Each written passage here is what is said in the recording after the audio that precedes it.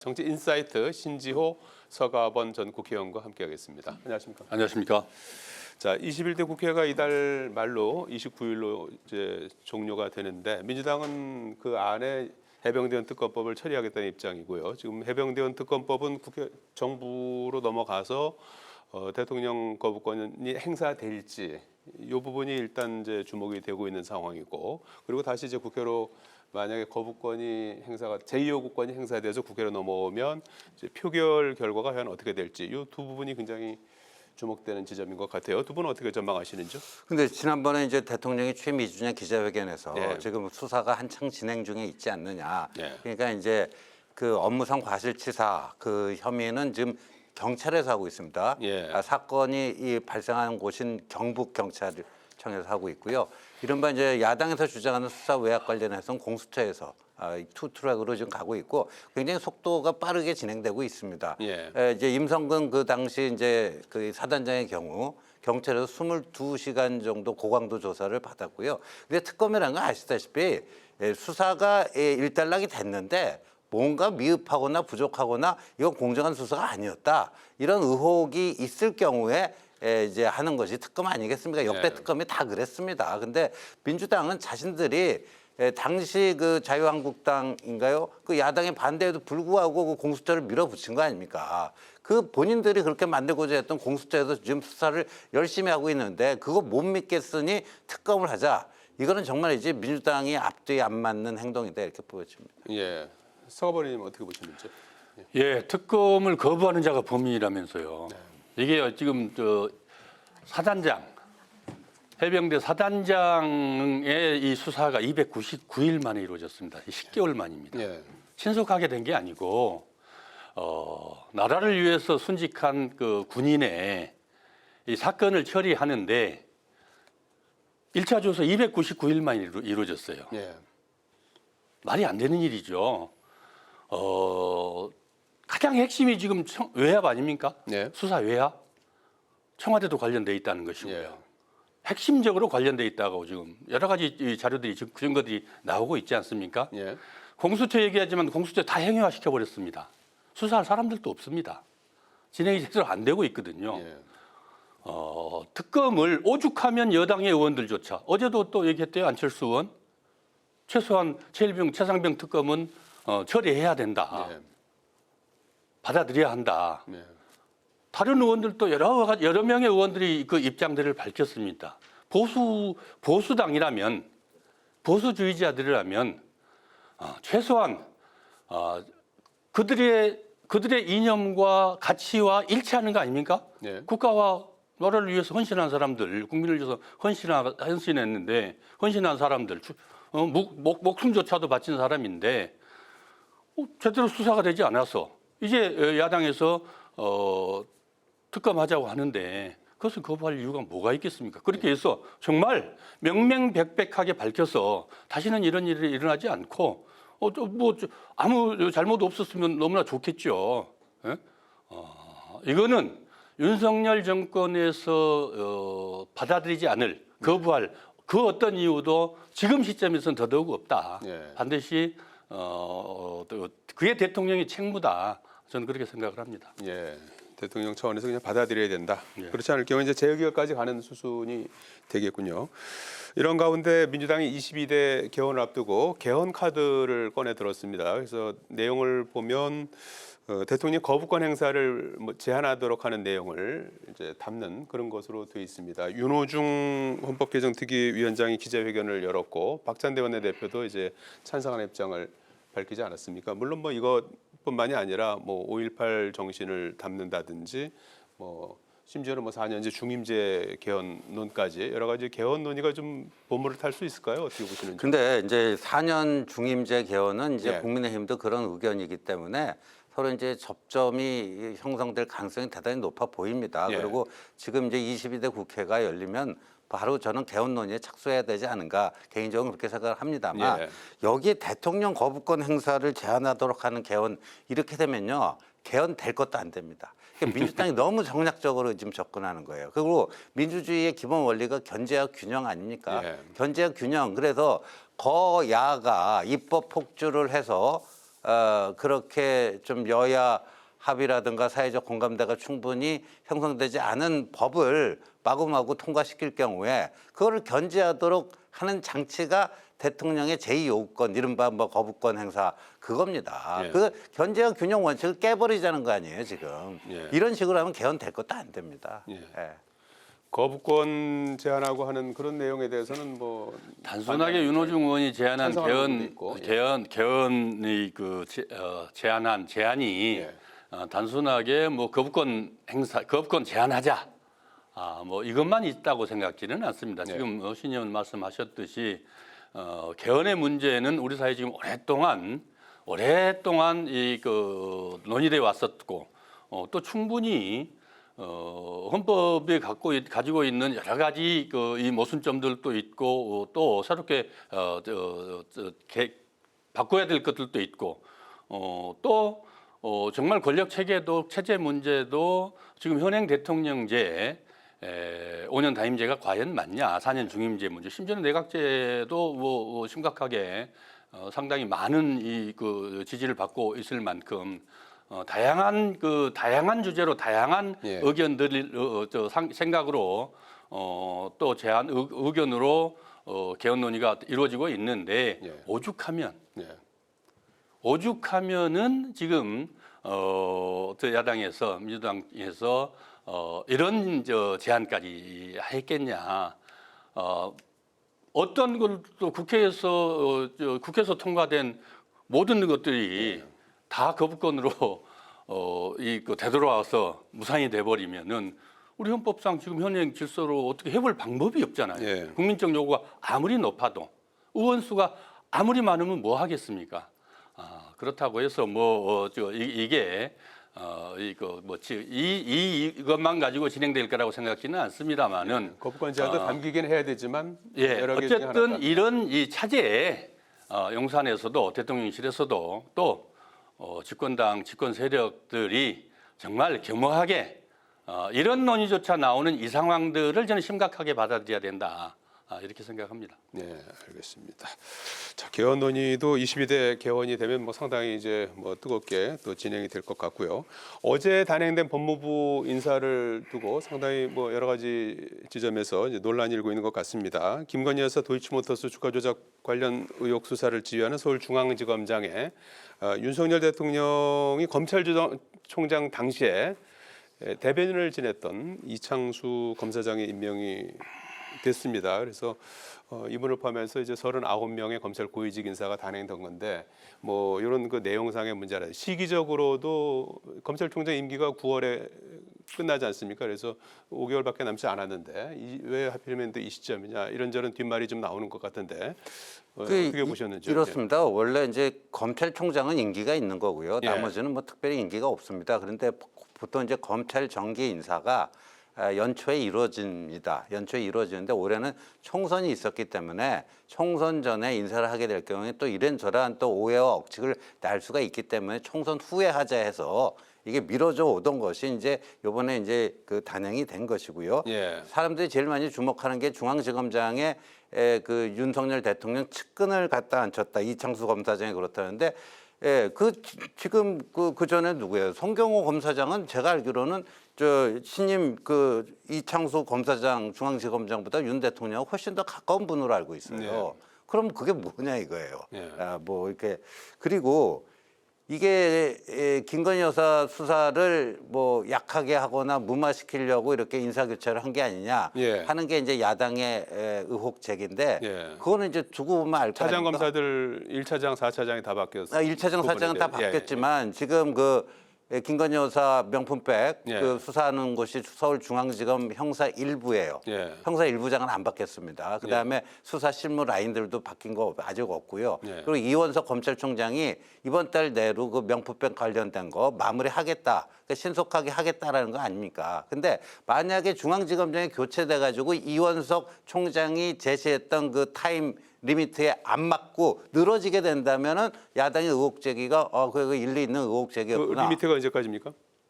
그 이원석 검찰총장 5월 말까지 한다고 얘기하지 않았습니까? 예. 그러니까 5월 말까지 그 진행이 되면은 예. 이게 야당의 의혹 제기는 그냥 좀 근거 없는 그거였다 이렇게 판명이 날 겁니다. 예, 거기다 하나 더 한 가지는 이제 이원석 총장이 어제 지방 출장 중에 인사가 단행이 되지 않았습니까? 그리고 오늘 아침에 출근길에 인사는 인사하고 수사는 수사다 이렇게 이제 언급하면서 약간은 좀 불편한 심기가 드러나는 듯했는데 그 부분은 어떻게 보십니까? 제가 알기로는 지난 주말에 예. 법무부 장관과 검찰총장이 어제 발표된 그 인사에 대해서 협의를 한 걸로 알고 있습니다. 그러니까 이게 뭐 검찰총장을 패싱했다 뭐 이런 건 아니다 하는 말씀 드립니다. 예, 협의까지 다 마친 거다 이제 이렇게 설명을 해주셨는데 어떻게 보셨습니까? 오늘 아침 출근 인사에 이원석 총장은 인사에 관해서 더 이상 말하지 않겠다. 아주 침통한 표정으로 5초 이상의 침묵을 지키면서 아주 비장한 어조로 얘기를 했습니다. 알수 없는 인사는 패싱 내가 알수 당한 없는 걸로 적이다. 모든 예. 언론들은 다 예. 그렇게 보도를 한 것으로 알고 있습니다. 이번 검찰 인사 뭐 이 김건희 방탄 인사다. 김건희 여사의 방탄 인사다. 뭐 이렇게 얘기들 하고 있습니다. 네. 김주현 민정수석 예. 임명한 지 6일 됐습니다. 민심을 듣겠다고 민정수석실을 폐지했죠. 정적을 제거하는 수단으로 쓰지 않겠다고 민정수석실을 폐지했습니다. 네. 윤석열 대통령 취임 때 아무 이유 없이 다시 신설을 하면서 가장 측근인 김주현 그 수석 임명했는데 이유가 딱 하나였죠. 민심 청취하겠다. 예. 그건 민정수석실의 권한이 아니거든요.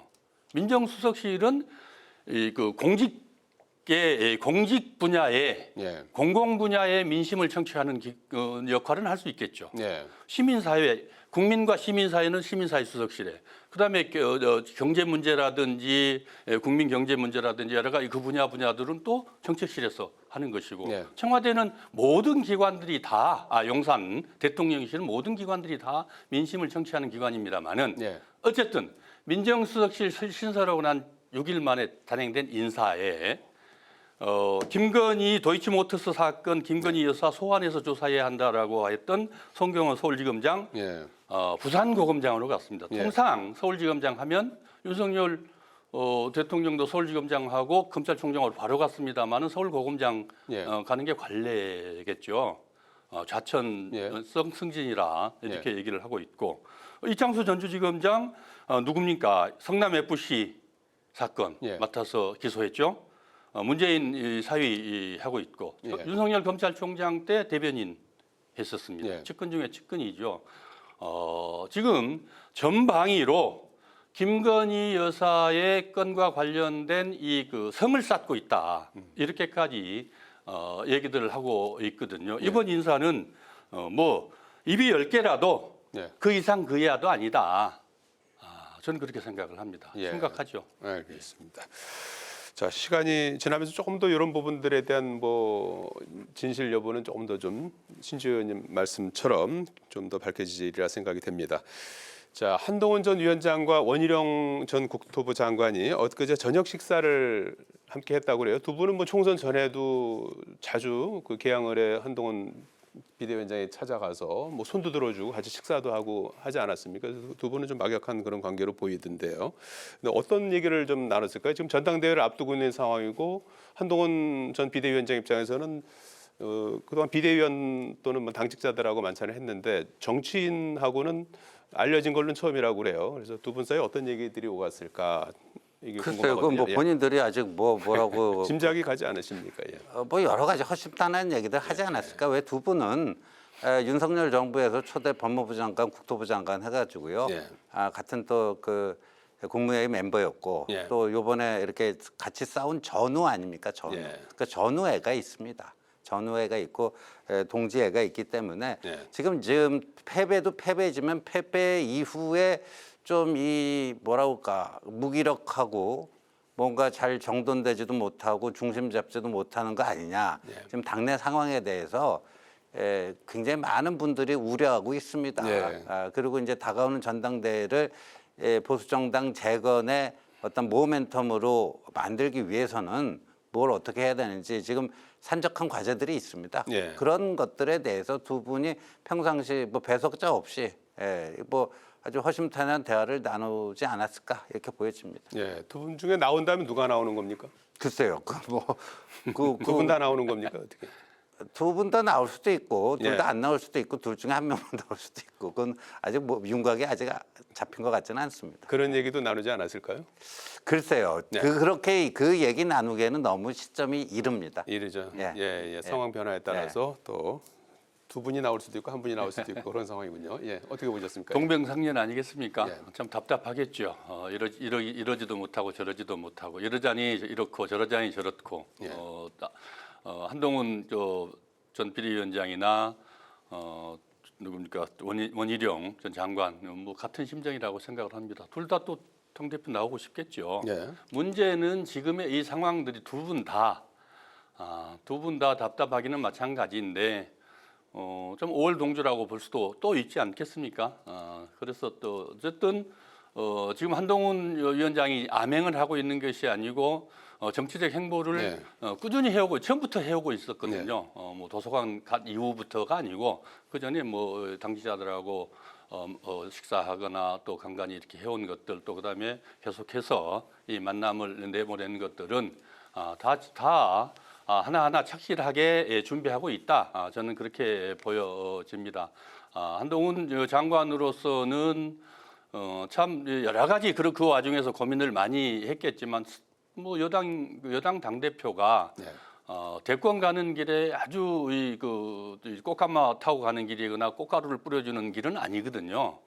왜냐하면은 이 대통령실과 결국 결국적으로 마찰이 생길 수밖에 없고. 그렇지 않으면은 참모 역할을 할 수밖에 없는.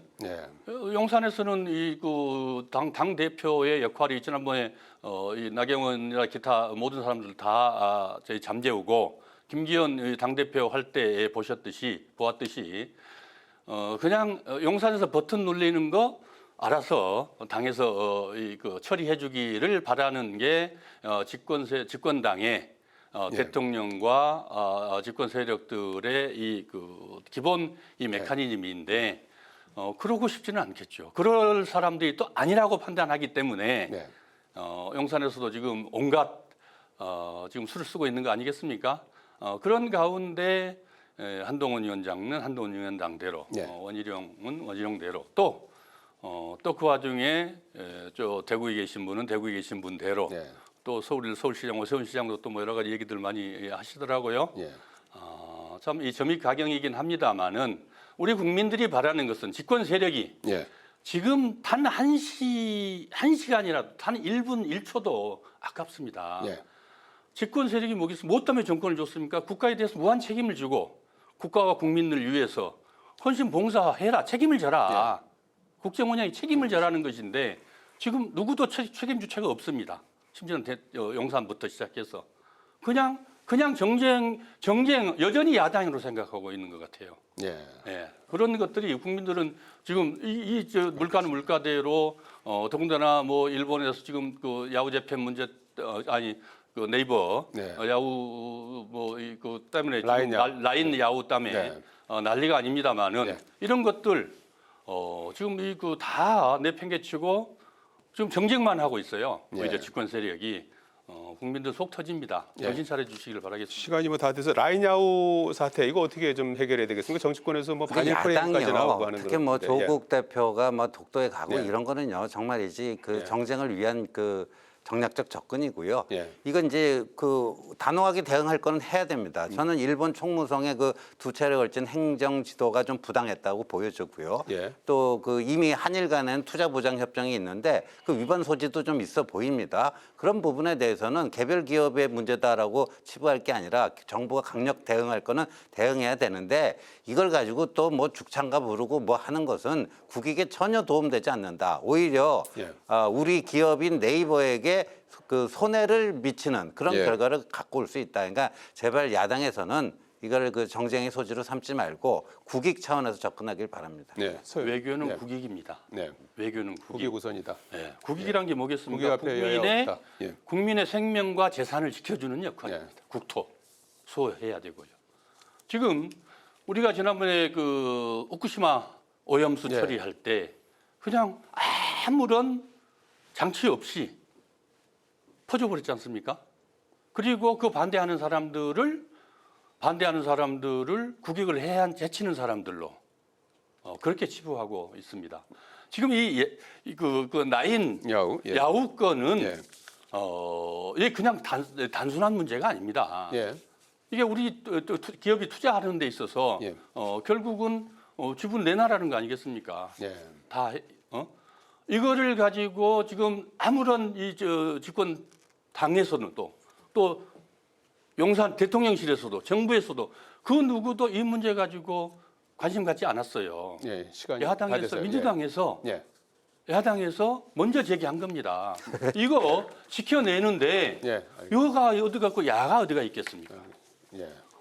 너무 이거를 예, 알겠습니다. 경쟁으로 끌고 가는 것 자체가 예. 한심한 겁니다. 국익을 향해서 여야가 좀 힘을 그렇습니다. 모으는 그런 또 계기가 됐으면 좋겠습니다. 여기까지 듣겠습니다. 고맙습니다. 감사합니다.